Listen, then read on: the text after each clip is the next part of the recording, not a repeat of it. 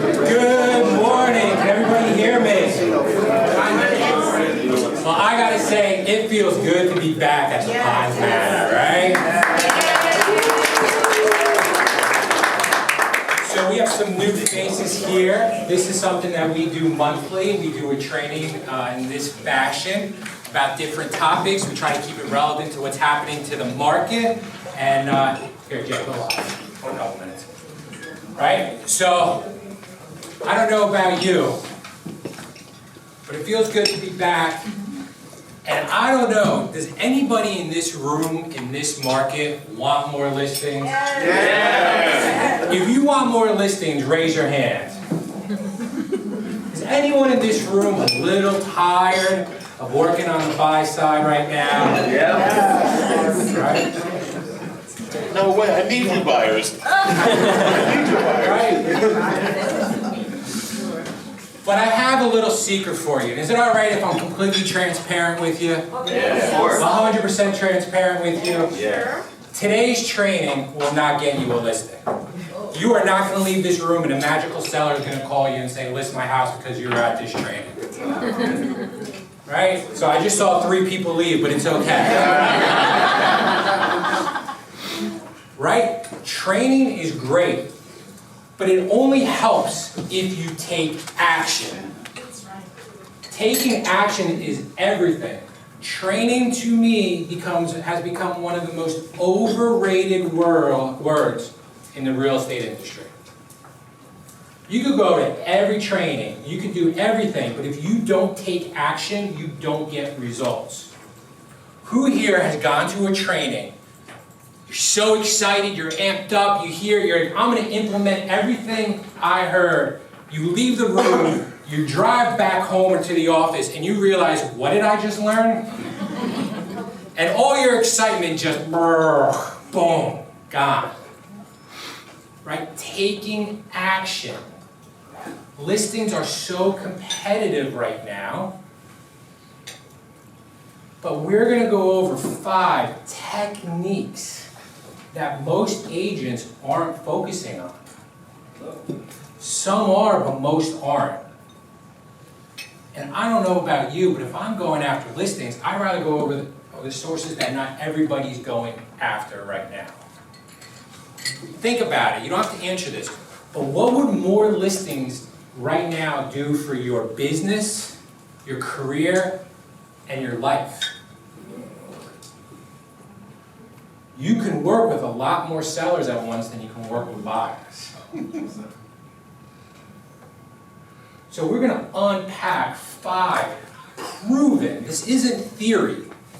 This isn't something that we've read in a book that was written 20 years ago. This is about things that you can do right now that are going to work. And it's going to set you up for today, and it's going to set you up moving forward. Thanks, Jay. Why do you want listings?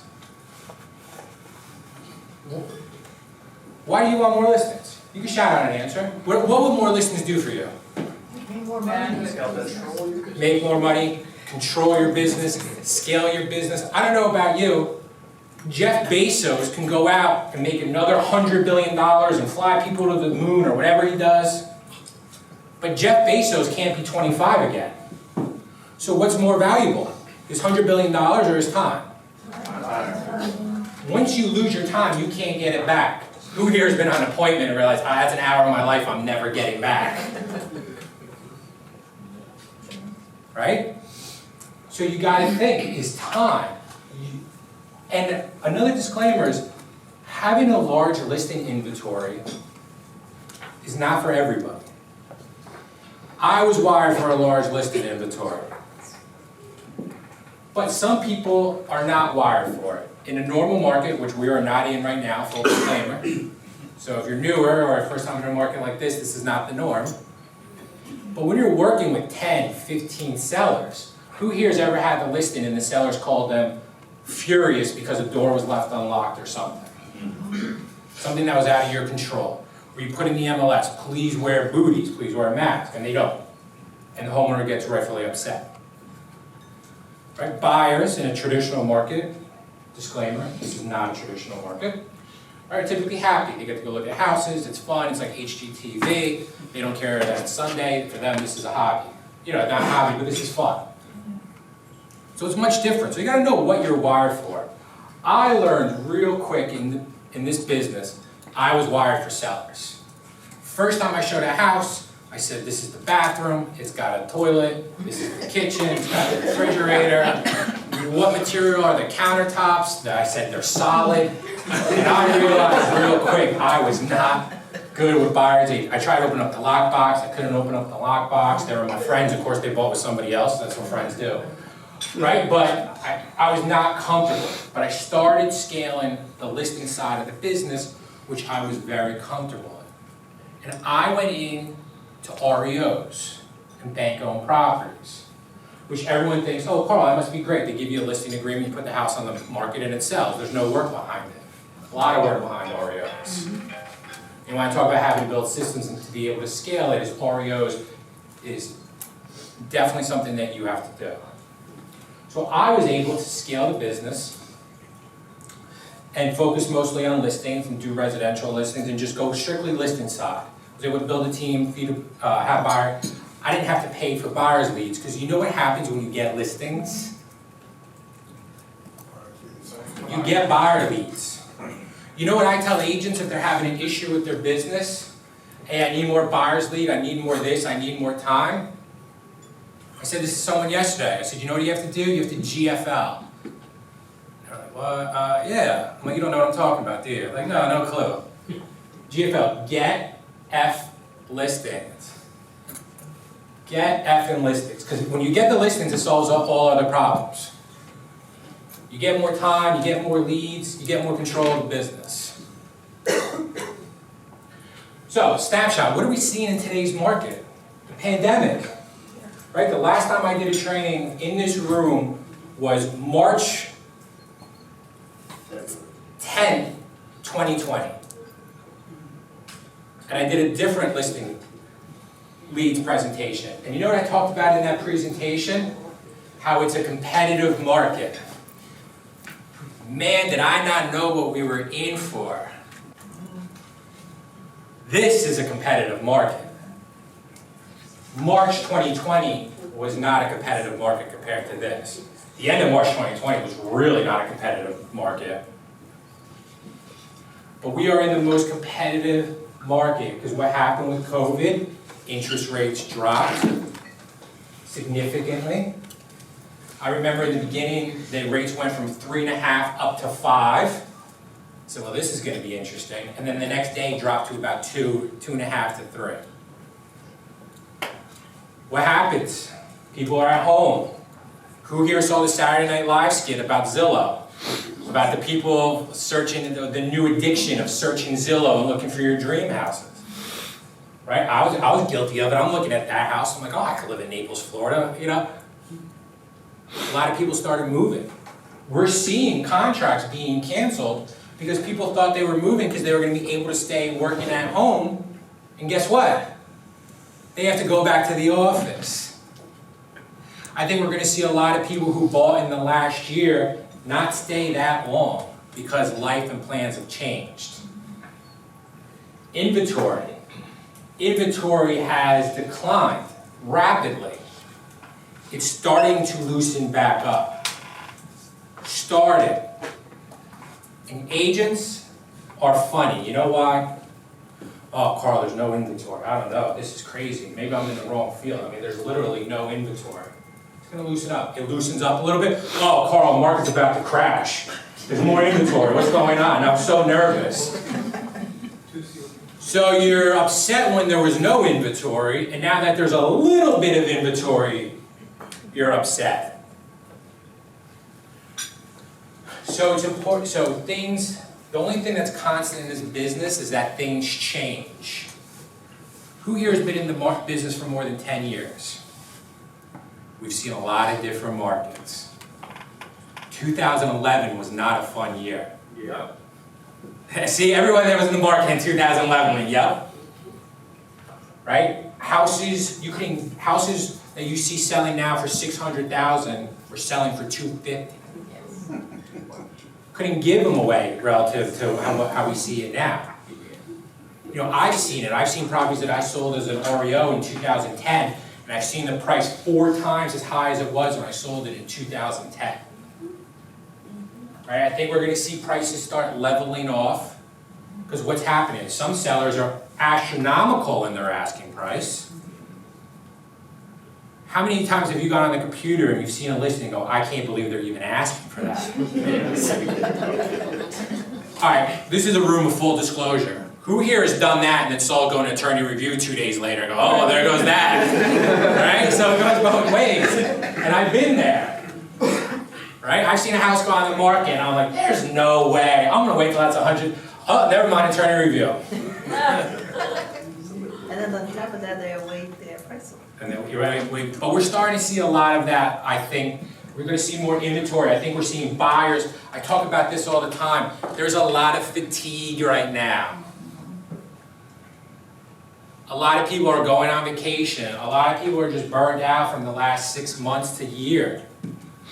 Things are opening back up.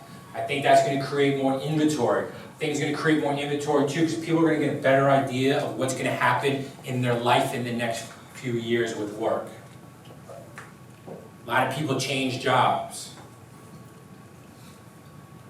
So I think we're going to keep seeing some more inventory come up. And I think we are going to see rates go up. Rates have to go up.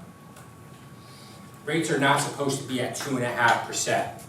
I was at a conference with a Freddie Mac financial advisor. Freddie Mac, the government-based advisor loans. It's basically saying anytime you go borrow money under 4%, it's like borrowing money for free.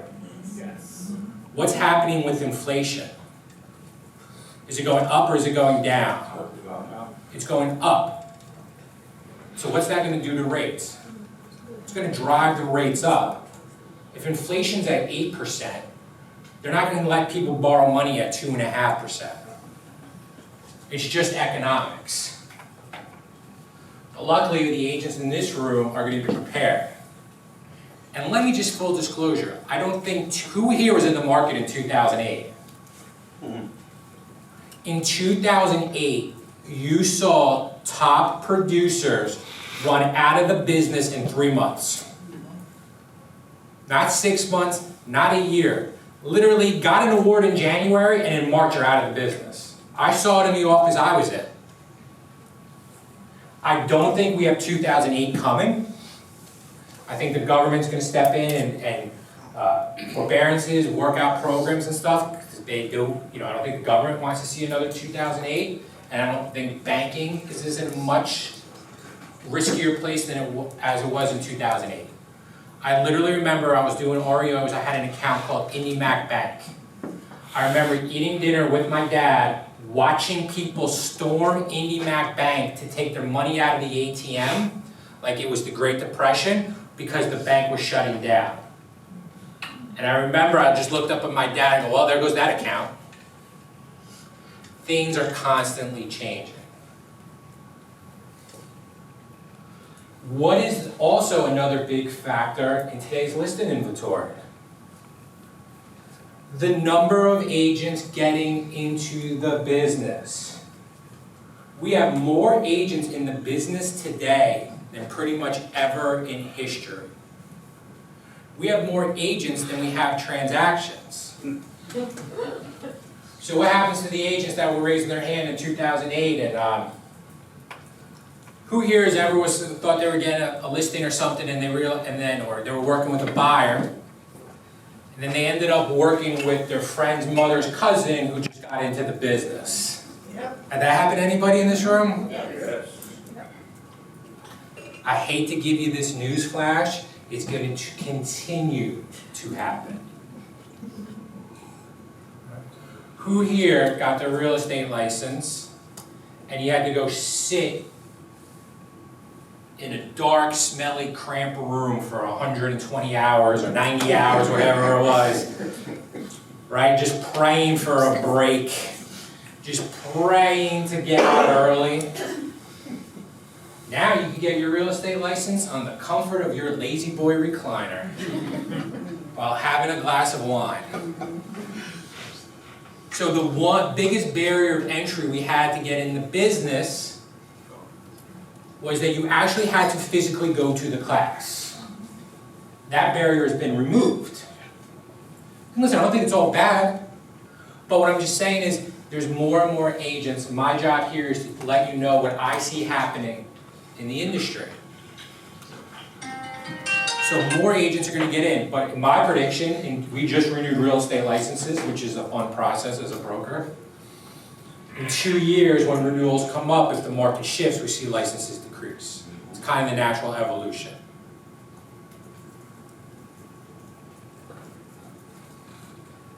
So, you have to be confident to be a listing agent. Do you ever wonder why the same agent gets all the listings? And I know some of you are like, I can't believe, I hear it, I can't believe that agent she gets so many listings, or he gets so many listings, they don't know what they're doing, right? I hear it. But you know what that agent does that has a lot of listings? They are extremely confident. They know the service they're going to provide. They know what they can bring the homeowner, and they know they're confident in getting the listings. Sometimes I talk to some new agents, they're like, well, I'm going to go right after listings. I'm going to go right ahead. It's hard. Some agents can pull it off. I did it. I faked it till I made it. But I was also confident. But I also remember going into a listing appointment that I had that was a referral from my friend's parents, and it was one of the first listing appointments I ever went on. It was a train wreck. I was so embarrassed. I remember getting back into my Nissan Altima thinking, what am I doing in this business? Because I went in the listing appointment, my pricing was off, I got chewed up. You know why? I wasn't confident. Who here can remember their first listing appointment? I can remember mine because it was terrible. And do you remember how nervous you were going into that listing appointment? What do I say? Do they like me? When I turn the page? Right? You might bring in your laptop the first time because you heard some seminar, that's how you should do it, and you're like, oh, you see on page 7 of my PowerPoint presentation how professional pictures are the best things you can do to sell your house. Don't you agree, Mr. and Mrs. Seller? And they're just like, get out. I was selling my house and I wasn't an agent, and someone came in with a PowerPoint. Listen, if you use a PowerPoint presentation, I'm not saying don't do it, but don't do it to me. But think about how you are now compared to the first time you went on a listing appointment. It's like this. I was so nervous opening up a lockbox. I still get nervous opening up a lockbox. It never works for me. Right? It never works for me. But think about how confident you are now compared to you were the first time. It's natural. So you have to be ultra confident, and you have to be ultra confident in your listing presentation. I can't stress this enough. If you are not confident in your listing presentation, you are not going to be confident in generating listing leads. You know why? What if they say yes and I have to go in there and present? Right? Then you lug your 17-inch laptop with a PowerPoint presentation on it. You have to be confident in your listing presentation. Who here thinks they're confident in their listing presentation? Right? If you're not, you should be role-playing it. Right, with the mirror, I've been there, looking at myself, like I wouldn't even list my house with myself. But you got it, the more and more you practice, right? Realtors are funny, nobody likes role-playing. You know who are the worst people to role-play with? Other realtors. You know why? They give you the most outrageous scenario ever. I've done plenty of listing presentation trainings where I role-play with an agent and they just start giving, I'm like, this doesn't happen in real life. Right? But find someone to role play. I mean, my poor wife has been an agent, has been a seller, buyer. Because you got to practice your dialogue. And you know what the real secret is to a good listing presentation? And if a lot of you have been to my listing presentation training or Olivier's listing presentation, you would know. Do you know what the best thing you can do in a listing presentation to really knock it out of the park? Does anyone have any guess? Rocco, I see you over there. Do you want to take a guess? What's the best thing you could do in a listing presentation? Give yourself. Besides that. Because you can't, but sometimes you have to mimic the person you're sitting across the table from. If you're sitting with somebody who's very analytical, you better not go in there and be all fluffy and salesy. If you come in and just be all analytical and data-driven with me, I'll just be so bored. But you have to be a chameleon to who you're presenting to. But you know how you can do that? Ask good questions. You know, we have a sheet 13 questions that we like to ask every seller.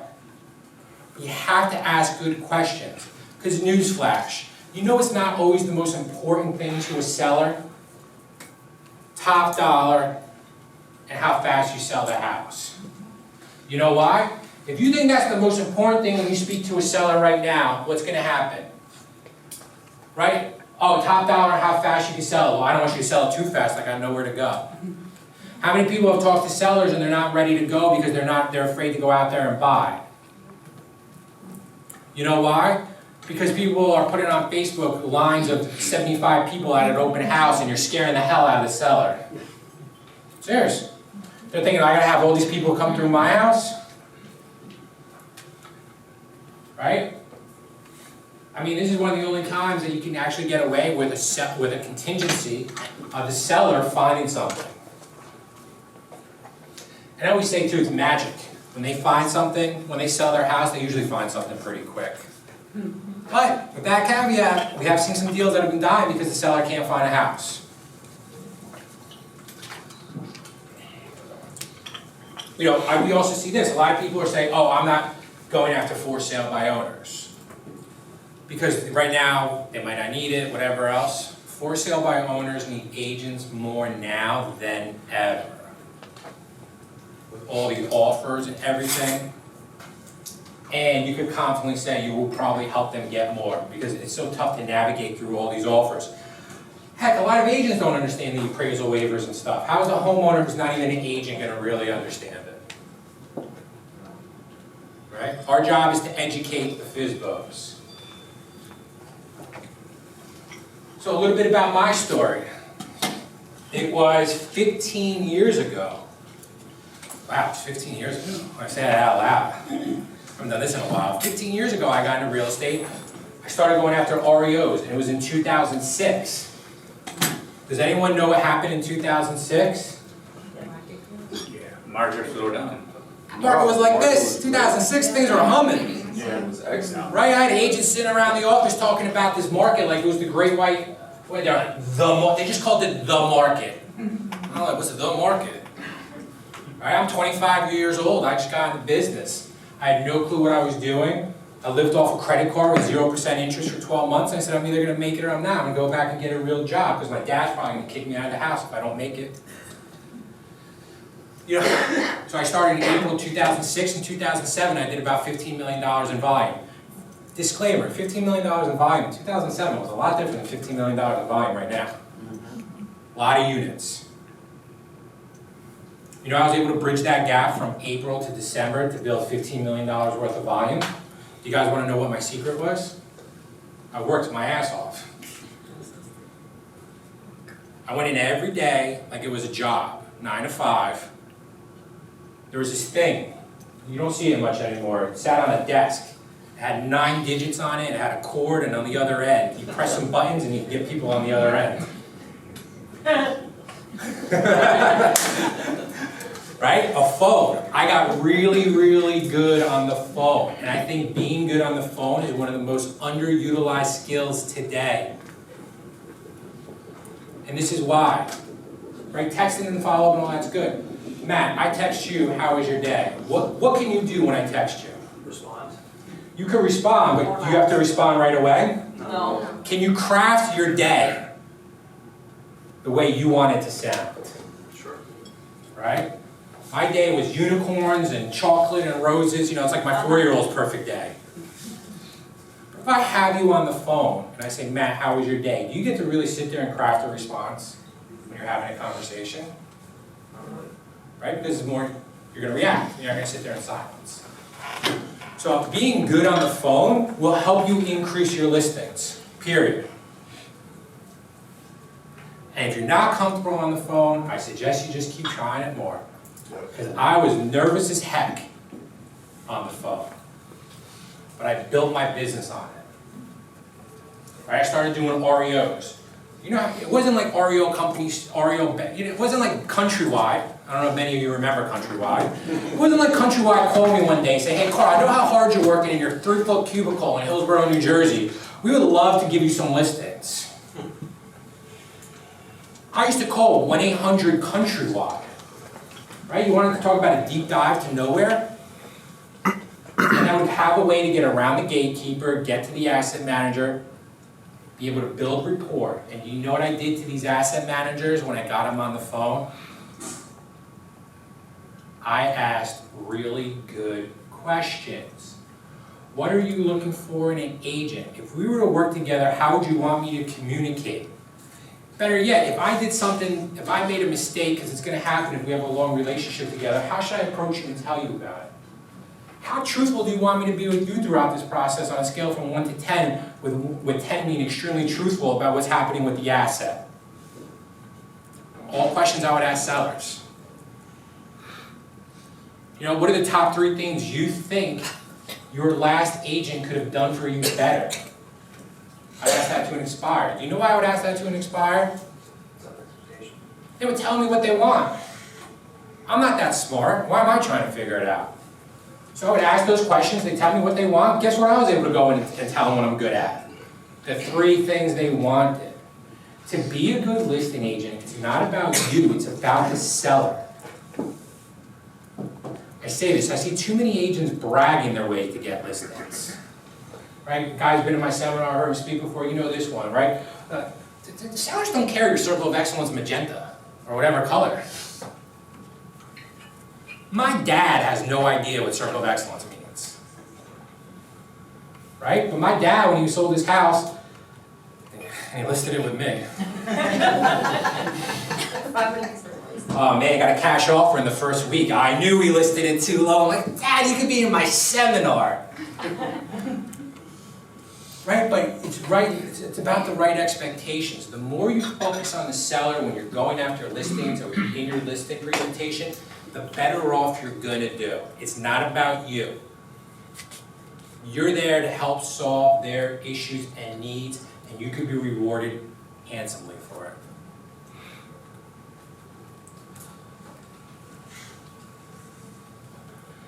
So, ways to generate listings. First one, expires. I know some of you are thinking, there's 5 creative ways to generate listings, and the first one is expireds. I've been hearing about expireds for years. I've done this with some agents. You know how most people call expireds? What expired yesterday, let's call them today at 8 o'clock in the morning, right? Has anyone ever heard that in expired trainings? Why would you, everybody's calling, it's the same group of people calling them every day. They all went to a Mike Ferry seminar and they all started calling expireds the next day. Let's go back to this. What happened in March 2020? COVID, pandemic. What usually starts in March? Spring market. So we had a very delayed spring market in 2020, right? Because April was definitely not a spring market. What happened in November 2019? Sellers took house would expire and get taken off the market for what? The holidays. When would they say they would relist? Spring of when? What happened? You guys are connecting the dots. This is good. So guess who might not have relisted? November 2019. Right? I was going to call expireds. I would go to fall 2019. Make sure they haven't relisted, do your due diligence. How many people do you think are calling those leads? Compared to who's calling the expired that just happened today. And frankly, how many properties are we seeing expiring right now? So let's take this, Carl, I don't like calling expired. You know, I really don't like it. So if you're working in an area and you see an expired in that area you're working, just go door knock. Right? Go face to face. A year ago I might not say door knock, but now you can door knock. Get in front of them, get belly, give them something of value. Right? But these are the traditional ways. You go to a seminar on how to generate listings, right? You want to work by referral, and you want to do mailers, you want to do FSBOs, you want to do expired. I'm not saying this doesn't work. It works. But we're just talking about ways where it's so competitive. Because if everybody's going left, I'm a firm believer, and sometimes you need to go right.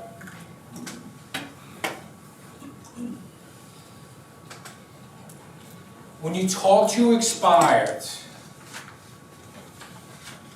I've heard people make expired calls, and it's like a race to get off the phone. What do I mean by that? It's like, well, you know, Carl told me to call expired. Hey, sorry, how's it going on the market? You want to talk to another realtor? No, okay, bye. Like, one call. Two. You slow down. Mauricio, I saw your house at 123 Main Street. Came off the market in November 2019. We could all agree a lot happened since then. Have you thought about reselling the house? Or what would make you think about putting your house back on the market? You gotta go with your tone, you gotta slow down, and trust me, I'm a very quick talker naturally, right? Use my hands, When you're calling expireds and you're doing sales calls, you just gotta slow down, have a little fun with it, stand up, walk around. But go after those 2019, or do this. Who here has just had a couple listings sell in the neighborhood, in the same neighborhood or the same complex? Anybody? Go back to those expireds in that complex. Call, door knock, get in front of them. Because now you have something to say. You have social proof. Hey Kathy, I just sold 2 of your neighbors' houses. I know you were on the market back in 2019. Here's some information. Here's some comps in case you're thinking about you want to get back on the market. Go back on the market. I'd love an opportunity to work with you. Right? It's sort of like, has anyone heard of circle prospecting? Where you get a listing and you call the radius around it. It's obviously not one of my 5 or I wouldn't be talking about it. But it's just kind of doing that to another level. Who's expired around that house in the last year or 2? Especially if it's condominium complex. Because you're seeing a lot of people in the last 2-3 years with everything that happened and being at home, looking to move on from a condo or townhouse to a single family. Any questions about that? So expired, if you're looking at resources for phone numbers and things like that, I always recommend Vulcan 7. Cole Realty is another one to get phone numbers. Landvoice, RedX. There's a ton of different ones out there. But again, if you don't pick up the call, if you don't knock on the door, if you don't mail them something, and you can even have an expired package that you created. You know, Wayne Frederick talks about this. A lot of you know Wayne is one of my personal mentors and good friends, about putting together an expired package with a yellow sticky note on it, like, thought that you could find this useful, thinking of selling. And it's just your pre-listing packet. Right? Expireds doesn't have to be sitting there just making calls all day. But what do we know about expireds? They had an interest in selling, and they're open to working with a realtor. So 2 things you don't have to fight them about. So, next one. I think this is one of the biggest opportunities right now that's being ignored. Absentee owners. Who here knows what an absentee owner is? Investors, landlords, executors, estates. That's the word I'm looking for. People moved out of town. You know what happened in 2010 and 2011 because the market was so bad? A lot of people became landlords when they didn't want to. because they bought their house in 2007, 2006. In 2011, they had no equity in the house, but they wanted to move. So what would they? So their only option was to rent the house. And a lot of them found out really quick they really didn't like being landlords. Right? Being a landlord is not for everybody. So absentee owners are just exactly that. They're absent from the property. So, what's some of the challenges we're facing when selling houses? I don't know where I'm going to go. Does an absentee owner worry about where they're going? They could care less. Let's just say it's somebody who bought the property in the scenario I told you about, that equity. Do you think they have equity right now? How many times have you talked to a landlord who are just like, sell me this house, tenants are driving me crazy? This is such a massive opportunity because you can also leverage how prices are at all-time highs. So Carl, where can I get absentee owners? You can get it through Remind, which is part of the MLS system. You can get it through PropStream, PROPSTREAM. You can buy a list of absentee owners. And you know what else some investors have?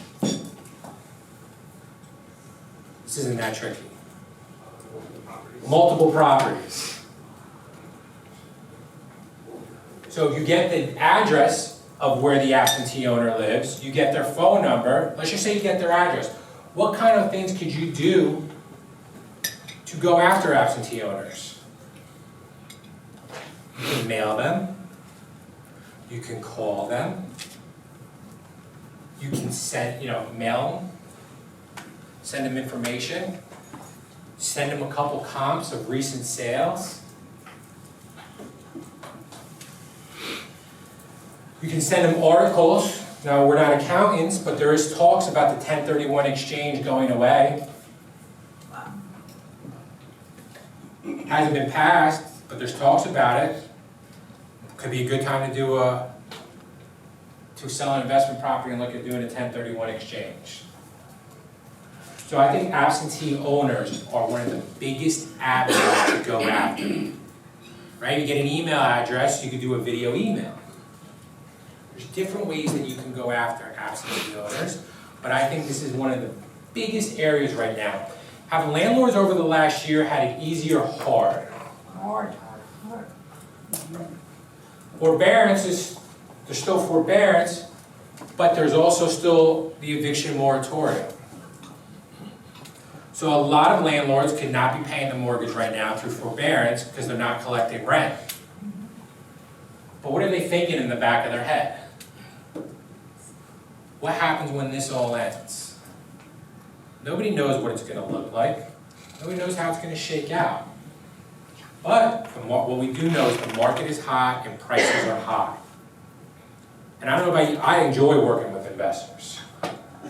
Personally, I enjoy working with investors better than regular homeowners. Most of the time. So just something to think about is really focusing with the absentee owners. I can speak for my partner Olivier Lewis. In his sales career, he built a huge sales business working with investors and absentee owners. Had it down like clockwork. Right? I know agents during the quote-unquote lockdown of quarantine that were picking up absentee owner listings because they were vacant. And there was a time where pretty much agents were only showing vacant properties, right? Last April, we're seeing that. So this is such a huge market to go after. Any questions about absentee owner? Any questions at all? Short sales. I just read an article how we could be facing the highest delinquency rate in mortgages after this since 2008. Wow. So, this is most agents, how they prospect for short sales. Somebody calls them and says, I'm underwater in my house, can you sell it? Oh, that's a short sale. I proactively marketed towards short sales. Again, none of the agents wanted to do it. What are some of the advantages to marketing a short sale? One, I didn't have to do open houses. And on Sunday, I really like watching the Giants and the Yankees, so that worked out well for me. Two, never really got into price arguments with the seller. And my strategy with short sales was I always tried to price them what I thought was close to fair market value. Because when I go to negotiate a short sale, I only want to do it once. Some agents will put it on low and let's see what the bank says, but that expires. I don't like wasting time. I like to try to get it done on the first shot. There was a year, as an agent, I closed 55 short sales. 55 short sales. From Franklinville, New Jersey. Does anyone know where Franklinville, New Jersey is? It was the day after my engagement party. My wife like that, oh, so I gotta go home, I gotta get up early tomorrow, I gotta drive to Franklinville. All the way up to Teaneck. So Franklinville is down like Gloucester County. But it was a time where I needed the business, and we had a system. We had a system of how we lead generated the short sales. We had a system of how we took the short sale phone call. And then we had a system with the paperwork and the negotiations. Out of those 55 short sales, how many third-party authorization forms do you think I was on? What that is when you're doing a short sale, the homeowner is giving you permission to speak to the bank. I was on 2. I negotiated probably 2 of the short sales myself. The rest we had a very good connection with an attorney who did a great job to be able to scale. Because if I had to try to negotiate 55 short sales on my own, I couldn't do it. So the reason I like talking about short sales is, yeah, they're not really in the market today, but they could be tomorrow. And if they are tomorrow, will you be able to handle it? Right? And you learn over time what to do, what not to do. So I'll tell you how we generate short sale listings. Do you know how you can find out someone's in foreclosure? It's public record. It is public record. You can pull it off the tax, you can pull it off a realist or mine. So what happens is when someone starts with the foreclosure process, it's like getting served a lawsuit. So it gets put into the public record. So what we did was we mailed to homeowners. My sister-in-law at the time was in college. She was probably 21, 22. We sent out 500 handwritten letters on yellow paper. And I paid her to just write the first name. So it was all photocopied, so it would say Dear Blank, and they'd write Dear Kim, Dear Coral, Dear Bob, Bob, Bob. She wanted to kill me. I sent it out. 4 years later, I got a phone call from a homeowner in Hillsborough who said, I saved your letter. I want to do a short sale. So that mailing and everything cost me a couple $1,000s. Probably from that one mailing, I got about 10 listings that closed. It was worth it in my book. And it's not all low prices. I did a short sale in Interlaken, New Jersey, right next to Deal on a lake for $1.1 million. And I did one in Riverside, New Jersey for $40,000, but you know. Everybody likes to hear about the high price one, but not the low price one. But I didn't mind because we had a system. We would generate the leads. Somebody would get my letter, they would call a phone number, and I would know they were calling off that letter. My phone would ring short sale lead. So I talk about this all the time using tracking phone numbers. Do you think my phone call was a lot different because I knew who was calling me? I hear agents pick up the phone, hello, and on the other end, it's like, I'm thinking about selling my house, and then they get like their like DJ voice, like, why hello? Right? Their whole attitude changes. But if you have the tracking phone number and you know the person's calling you on that lead, I guarantee you right now that if somebody called saying it was a short sale lead or a listing lead, you would fly out of the room to take the phone call. As agents, we're pretty bad at picking up our phone. I get it. It's always someone trying to sell you something, right? You get the Seattle phone number, Zillow, Trulia, sell you bot leads. If you got tracking numbers, I knew if somebody was calling me off the mailer. We also had a website that we optimized for SEO. SEO is getting ranked high on Google, as well as pay-per-click leads. So what happened is this, because I reverse engineered the homeowner's experience, because it's not about you, it's about the homeowner. When people were looking to do a short sale, they would call their bank. Do you know what the bank would tell them? The bank would say you need to find a short sale specialist and list your house. So if you didn't have an agent or somebody you do, what did you do next? Where do people go when they don't know and try to get an answer? Google. What would they type in? Short sale expert. And who was there? With a web page that was all focused on how to do a short sale. And I had testimonials on it. I had social proof of other people we helped out in their situation. And I tell homeowners all the time when they do a short sale, I said, you know what's the biggest thing I find when people do a short sale successfully? They say, I feel like a big weight has been lifted off my shoulders. So we had it down. So we get the phone call, we set the appointment, we do the consultation on the phone. I would show up with the listing agreement, the bank documents I needed, a camera, a lockbox. I had them all prepped, get everything signed, boom, in and out of the house in an hour. I had an assistant, we would hand it to, she would take the paperwork, put it in the MLS. She was licensed, she handled the phone calls and everything. We get the contract, we send it to the attorney with a full package. That's how we were able to turn 55.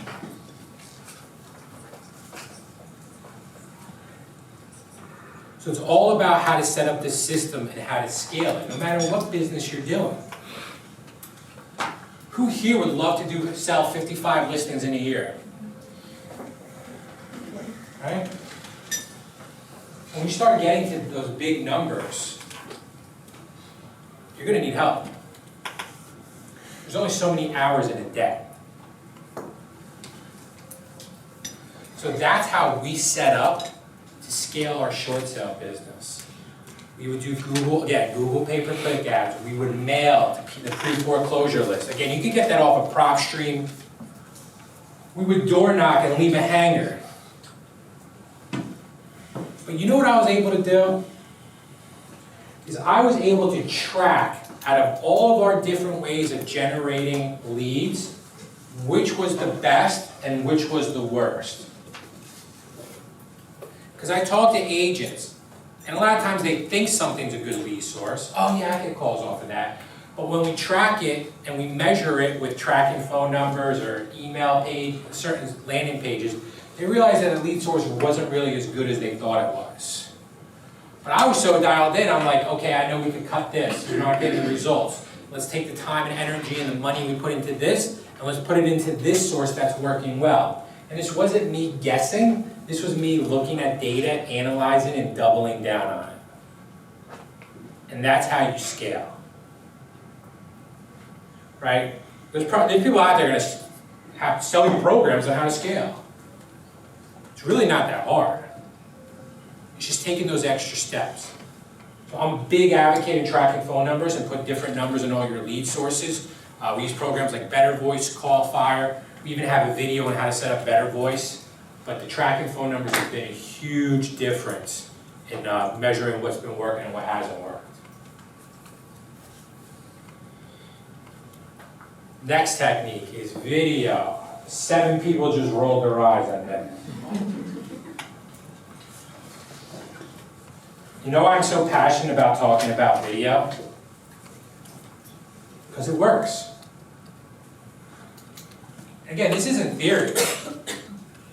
Matt just said something to me this morning. He goes, you know, Carl, ever since I came on, all I do is see your face every morning when I wake up. Gym, trainings, talking.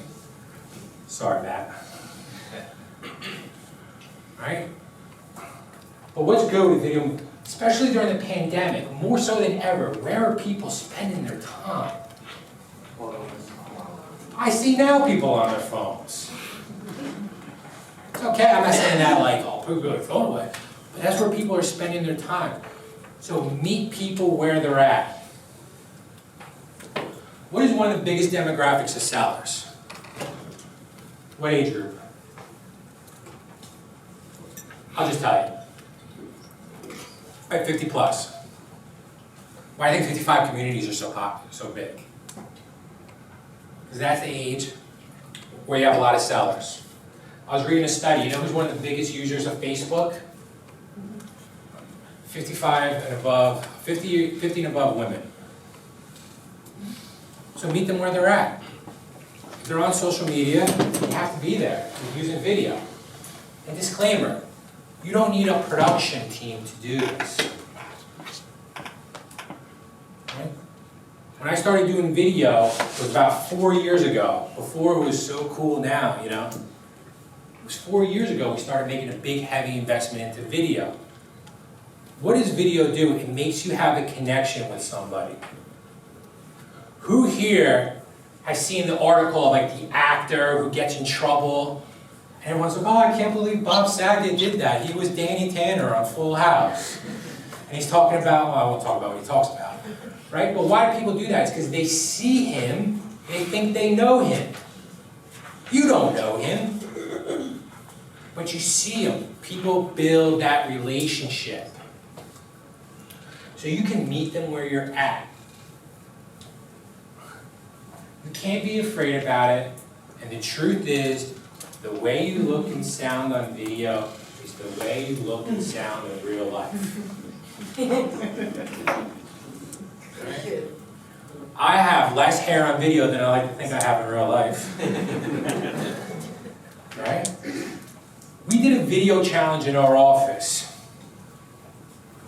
I can't tell you, probably 80% of the agents that participated in the video challenge all got leads. Sellers and buyers. Do you know how much money they spent during this challenge? 0. I see agents who will throw down a credit card on anything that's $19.99 a month that's going to get them a listing. Right? We always say you can spend $19.99 a month in this business and go broke. But why not try to do video to invest into your business? You can create a non-branded Facebook page, Instagram page, YouTube video. Who here would love just to sell in one town and not drive around everywhere? Right? How do you become your local celebrity? That's what you want to do with video. You want to be the local agent celebrity. You have to be all about that town. Who here sees a new business or a new restaurant open up in town and you're Googling it? Am I the only one? I see a new restaurant, what's the menu, we're going to go check it out or whatever else. What you could also do too is this, is you can interview local businesses. You can interview the mayor.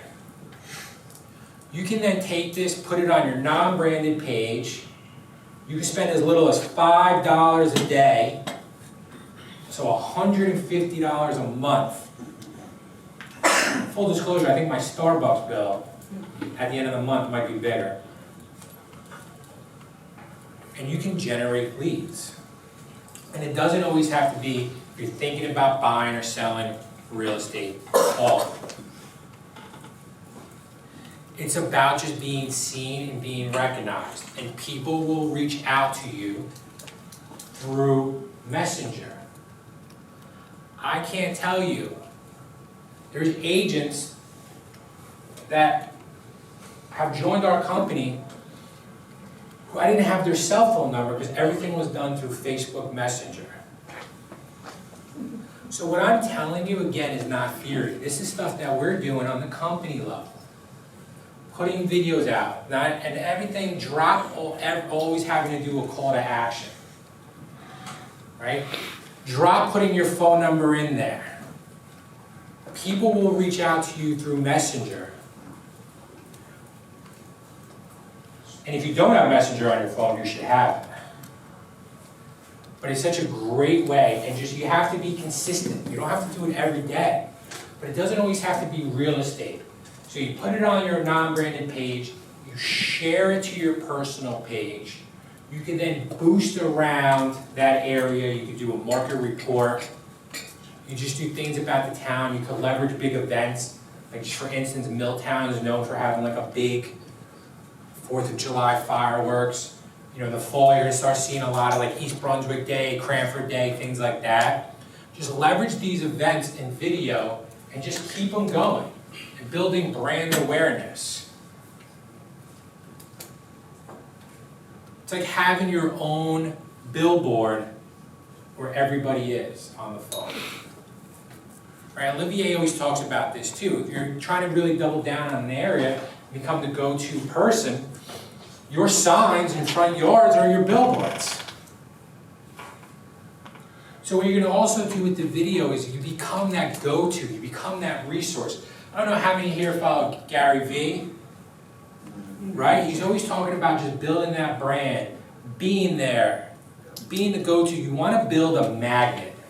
How many of you prefer just to pick up your phone and there's a lead, or somebody sends you a message that's a lead, than you having to try to call somebody and convince them to work with you? Do you want to be the magnet? That's when your business is firing on all cylinders, is when you're being the magnet. So people ask me, well, Carl, what about business page and personal page? Your business page means nothing. Period. Truth. I said I'm going to be transparent with you. Nobody cares about your business page.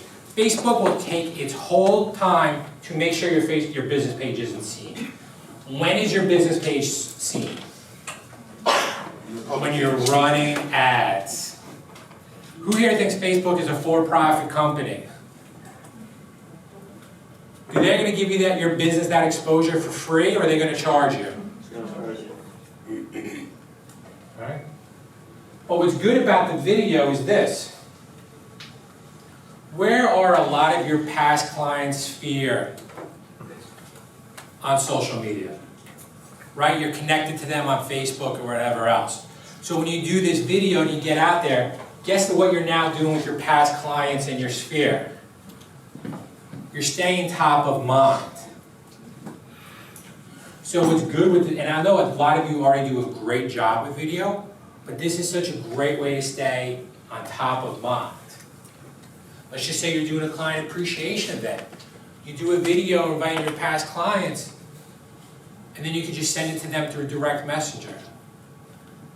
You just DM the invite. So what happens is this. Tell me if I lose you. I send Rocco a video through DM. Rocco plays the video. What happens the next time Rocco goes back on Facebook? Or Instagram? Because they own it. He suddenly sees my video and my posts. You know why? Because I'm relevant. That's how the Facebook algorithm works. How many here are connected to people on algorithm and you never see them post? And then you go to their page like, oh, they still post. You're right? Has that happened to anybody? Because the Facebook algorithm is telling them that you're not important. So let's just say you have this video. You're talking about the best restaurant in Edison, New Jersey. You take the video, and then you put it in an email and send it out to all your past clients or leads in that area. What happens? They get the video email, they press play, it's playing the Facebook video. So now what happens the next time they go back on Facebook? They start seeing your stuff again. This is just how to stay top of mind. So if you want to build a magnet and you want to be that go-to person in town, billboards, everything works great, you know. But be in front of them in social media. You could boost around that area with a small radius around it with your content about the town. Because if I am selling my house and I don't have a relationship with an agent, but I keep seeing an agent who knows about that town, they become that go-to authority. That's what Gary Vee talks about all the time, is how you become the go-to authority. It's just by being seen. And the best part of this is it doesn't cost a lot of money. But you know what it does cost? Time, effort, stepping out of your comfort zone, and consistency. Man, I hate seeing myself on video. We just went live in the beginning of this, and I just realized I forgot I did that, and I'm going to go back and look, and I'm going to cringe. But you know what I like about video? The results it has created.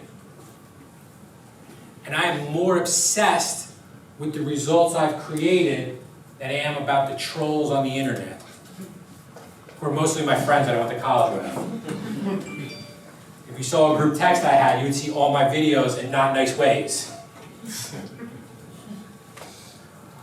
So again, I just harp on this because it really works. If you do it systemized, the power is strong. We have an agent, I'm not going to say their name, they're in this room, did a seller seminar. Always wanted to do a seller seminar. Did a Facebook video. Kept telling me they weren't good on video. The first video, the first take, they nailed it. I don't even think they ran ads, but they put it into their, some of their local community pages.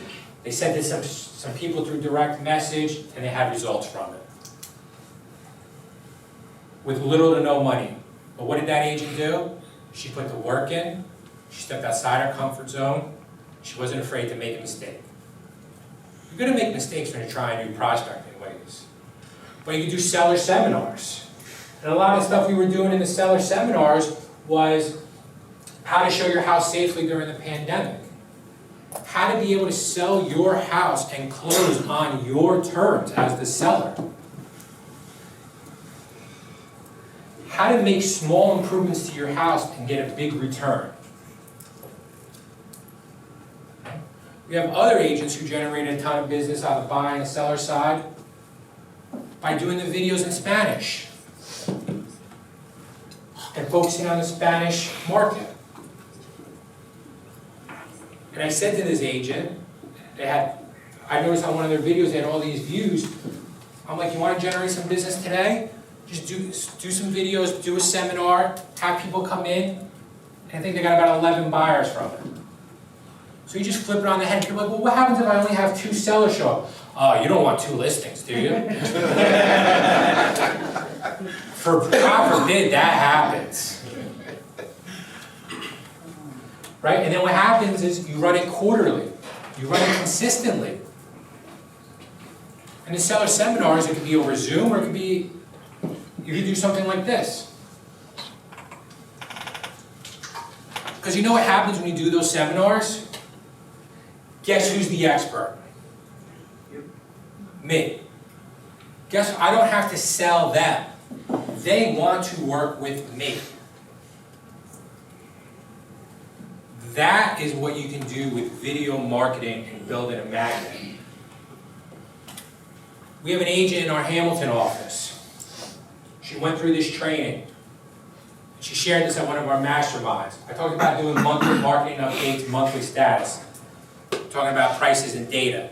She said once a month she would do a video email to her past clients. She said a lot of them are kind of funny ones and things like that. She goes, she did this training and she changed it up and she went data driven.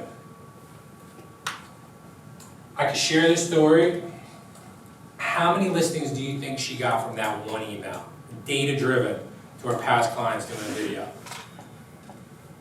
If you're in her mastermind and you're in her group, she shared it. She got 4 listings from one video email. 4! Right? She had a big database, but she said, Carl, I never got such results, but just switching up my video a little bit created it. Because we have a saying. One of my mentors that I've had, John Cheplack, always says is, small hinges swing big doors. She made one little small change in her business. One little small change. and it created massive results. Too many agents are looking for a new way or a huge swiping difference in the bid to make a difference in their business.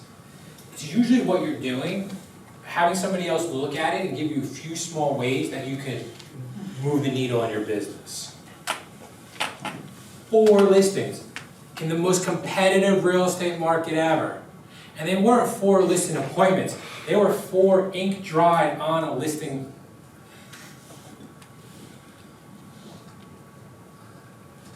And you can't be salesy, right? Like I said, you can't always have a call to action. You can't always have, they'll call me, this, that. You just can't.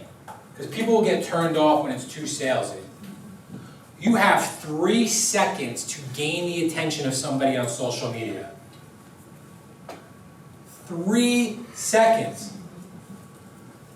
So do you know what you don't want to do in those 3 seconds? Hey, everybody watching. Boom, gone. Nobody's watching. Hey, Facebook world. Hey, this. 5. You have 3 seconds. 5 creative ways to generate listings and change your business today. Hi, everybody. It's Carl Sanfilippo. Again, what I'm telling you is not theory. It's what we're doing. And seeing good results from. You always want to start with a hook. 13 homes that sold in Cranford over list priced in the last 2 weeks. Hi, it's Carl Sanfilippo. Right? Because if you're thinking about selling, what do you really want to know? Not a trick question. If you're selling your house, come on, a little interactive part. If you're selling your house, what do you really want to know? What the market's doing. You want to know what it's selling for. Right? Who here sees their neighbor house go on the market, 1, get mad they didn't list it with you, 2, want to know right away what the house is listed for? Right? I have 2 on my block, and if you follow me on social media and your stories, I put up ridiculous pictures of me walking with a weighted vest.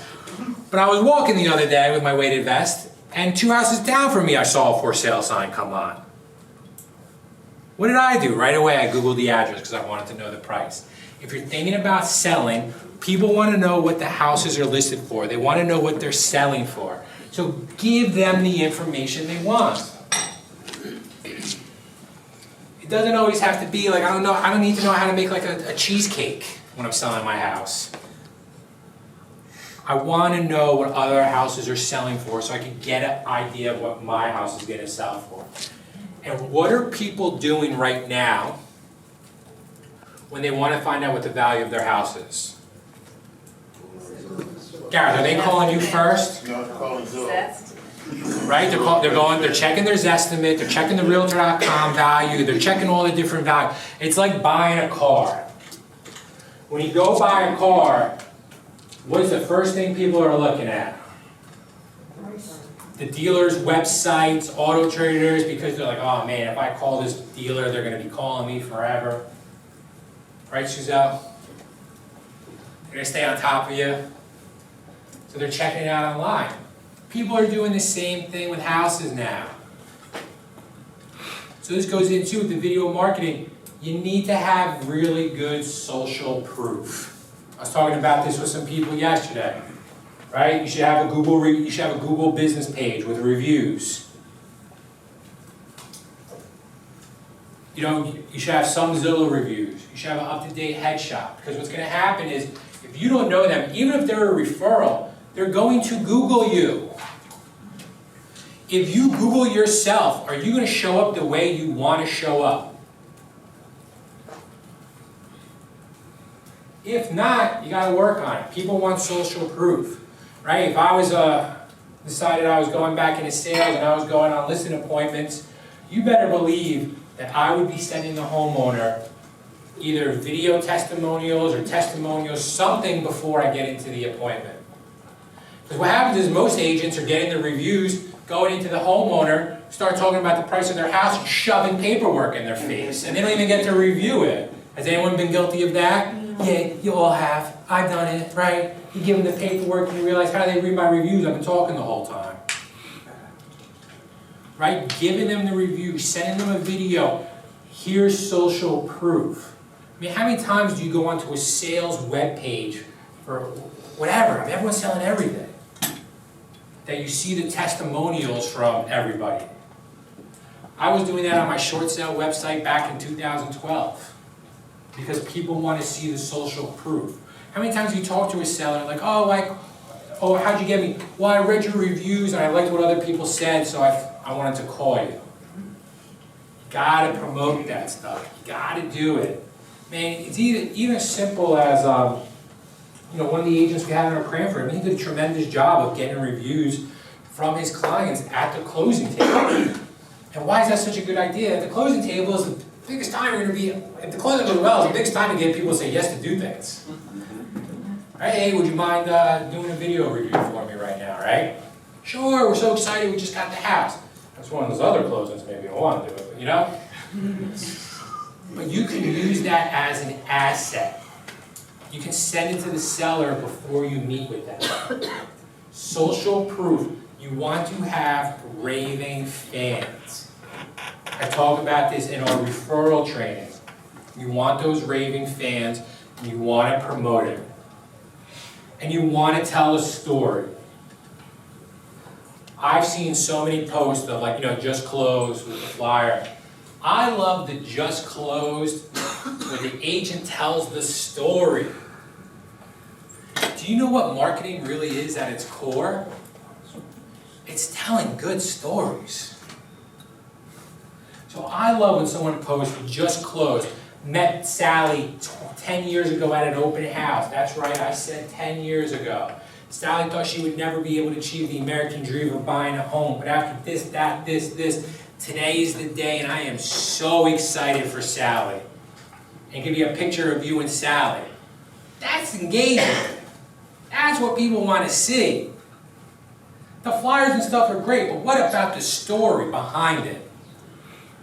Right? When people try to sell you stuff, and coaches and all this stuff, coach never just tells you, what do? Listen to the success where this person went from 1 transaction to 55 transactions by implementing our systems and this.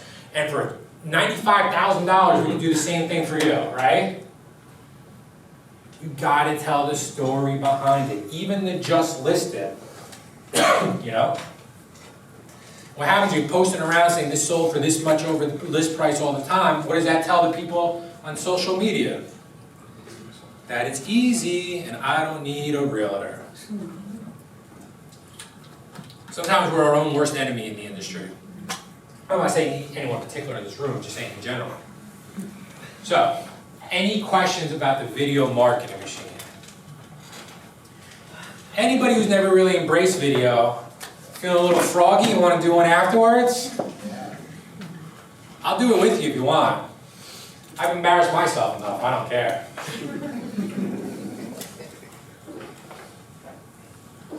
Like I said, I'll make you a local leader. It will also show you that you're different than other agents. What happens when most people go on, they bring in 3 agents? Most of the time, the 3 agents will say most of the same stuff. I'm number 1, I'm this, I'm that, I'm that. It's like a brag session for 45 minutes. I'm good at marketing. I'm good at video. That. Do you think if this person found me on social media through some of my video marketing that I've done, do you think I have to go in there and tell that seller I'm good at video and I'm good at marketing and that I'm different than the other 2 agents they just talked to? I always say stop telling people what you can do or show them what you can do.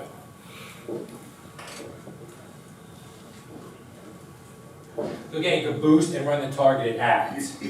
But even if you have a good video that you send the homeowner before you meet with them, right? I'm big on video postcards.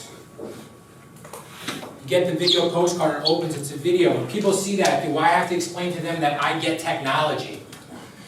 Do I have to explain that I'm different than everybody else?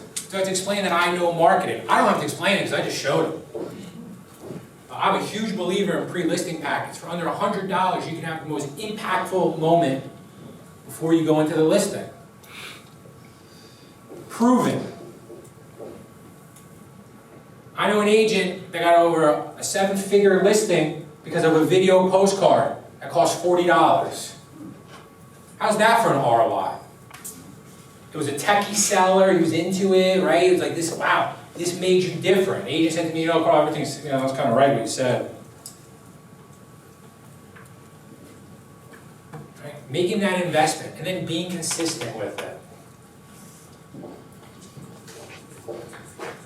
So again, consistency, consistency, consistency. Lastly, referrals from other agents is so big right now. I mean, on social media, how many different Facebook referral groups are there, right? And I know there's agents in this room who have picked up clients from those groups. But this is what happens. I sit there and watch my twisted way. I'll see someone put out there like, okay, I'm looking to service somebody, I need a referral for someone in like Tulsa, Oklahoma. Right, and one agent writes, I was the number 5 selling agent there, I was this, I was that, or, if you need someone, reach out to me, pop, pop, pop. Like, none of you stand out. None of you stand out. If I'm that person looking to place the referral, I have no idea who to pick from the 5 people. Who here has saw our top agent panel or ever heard of the infamous Pocket Pete? Pocket Pete Grasso, he's out of Long Island, he's a RE/MAX broker owner, the guy's hilarious, a good friend of mine. He does this, is he drops a video of why he should get the referral in the comments. Kills it. 6 figures a year in just referrals from other agents. Because everyone else is just saying, oh, I'm this, I'm that, bah, bah, bah, dropping it in. What does Pocket Pete do? He shows he's different. It can be him in his car, he drops the video. He then takes the video and sends it to them through direct messenger, through DM. Again, you have 6 people, or and I see this too, like people just tag their name and stuff. He does this, he crushes it. He's in Long Island. 6 figures a year and just, referrals from other agents. Another good friend of mine, his name is Mike Napolitano, he's out of Brooklyn, New York. One of my really good friends. He built a huge team. He had so many referrals from other agents. This man would work a convention like no man has ever worked a convention. Him and I would be at R4, the RE/MAX convention, and I had to stop walking the hallway with him because it would take 2 hours for him to get down the hallway because he just knew how to work it to get referrals. But referrals from other agents is you almost want to build your own network. Conventions is a great way to do it. I give him a lot of credit. I'm too much of like an introvert extrovert. But making these connections, getting referrals from other agents is such a huge, huge way to generate listings. What happens is this too is, are more people moving out of New Jersey or into New Jersey? I think it's out of New Jersey. I think you're right, yeah. I think that's what the studies are saying. More people are moving out of New Jersey, even with the influx of people moving in, right, to go south, lower taxes, whatever, warmer weather, whatever it might be. So, what happens is they'll go look at houses in Florida, South Carolina, wherever else, and then that agent will refer them an agent up here to sell their house, to get listings. So again, there's a lot of these referrals. There's the RE/MAX referral network, there's the Lab Coat agent. I mean, there's so many different referral groups online of agents sending referrals back and forth. But what's going to make you stand out different from the other 7 agents looking to generate your referrals? Right. What about this too, is an agent refers you to someone and it doesn't work out. Do you still take the time to acknowledge that agent for thinking of you? Yes. Do you send them a card or something saying, thank you for thinking of me? Right? That should be your go-to move, regardless of whether or not the property or sale happens. You want to acknowledge somebody so you know what, the next time they have a referral or something, who are they going to think of? You. If you never acknowledge it or show a little appreciation, they might not think you really cared about the list and you might be too busy. Another thing, no matter how busy you are, if another agent or someone asks you how busy you are, do you know what you should say, or how's everything going? Do you know what you should say? How's the market? Everything is great. You know what happens when you start telling people how busy and crazy it is? Guess who doesn't want to refer you? they're too busy, they can't handle it, right? How's everything going? Great. Market's fantastic. Especially on social media, don't stress about, and listen, I know there's a lot of fatigue going on with buyers, sellers, the agents.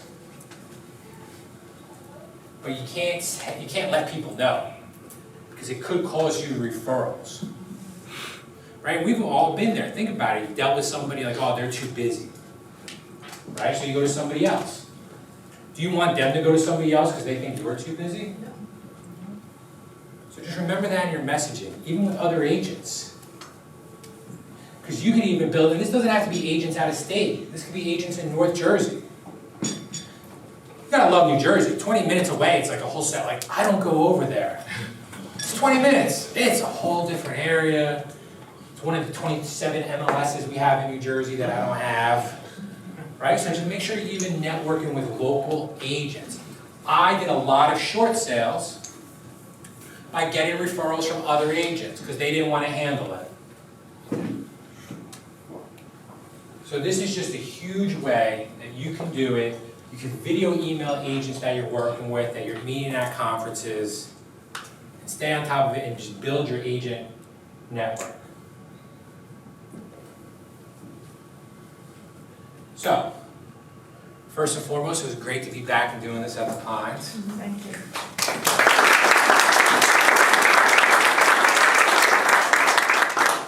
Another thing I want to say is I threw a lot of information at you. You know what you don't have to do? You don't have to do all 5 of these things. Pick one that you think will work well for you and start looking at it and doubling down on it. So in August, we're going to be doing another training here at the Pines. It's going to be run by Olivier. So again, keep an eye out for that. Thank you for everyone attending, and I'll see you guys soon.